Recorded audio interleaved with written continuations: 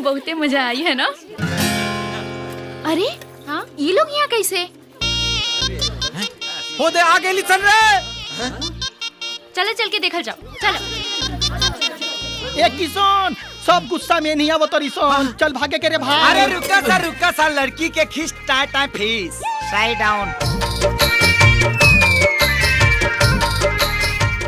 ए, तू लोग यहाँ का करे ताड़ा?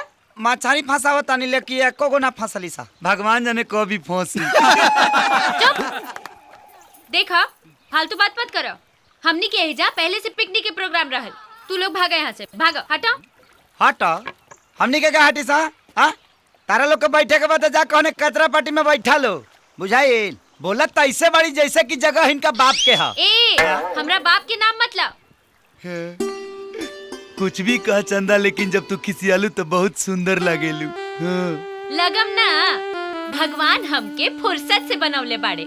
ओए होए होए होए होए होए होए। तारा के फुर्सत से बनौले बाड़े।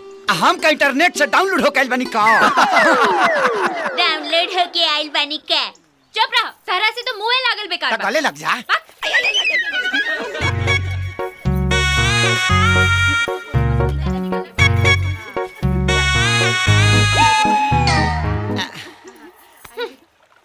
लौका हकाई चंदा, चंदा को बात को ही कहले।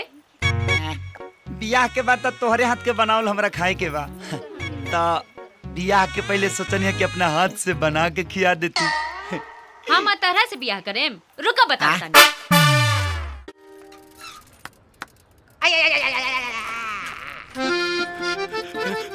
अरे का यहाँ पतरी दामा के बीमारी बका। अरे हौ देख, ए चंदा, अरे आज तो तू सूरज नियन चमकतारू हो। ठीक से लाइनो मारा नहीं खाओ तेरे झुझुना। लगाओ चुना, देख लाइन क्या मारा जाला। हाय चंदा, एक तो हाई हिल के सैंडल, दूसरा ओढ़नी में नील। अरे तू ताज हमार ले गलू दीन।